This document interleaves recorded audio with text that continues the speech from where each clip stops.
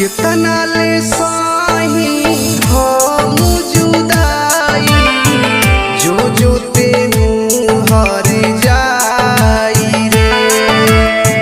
तोरी के दिलवा खुश तेहू बारे नवले रली का तोर माई रे।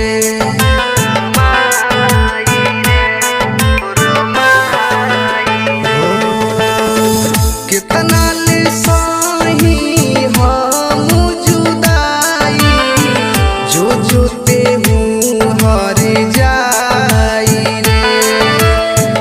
तोरी के दिलवा खुश तेहू बारे नवले रली का तोर माई रे।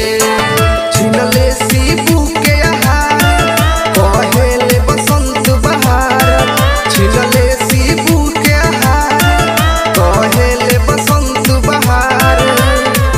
अब कवन बनी बोल तेहू हमर सार, रखले बाहरे चार चार, रखले बाहरे चार चार,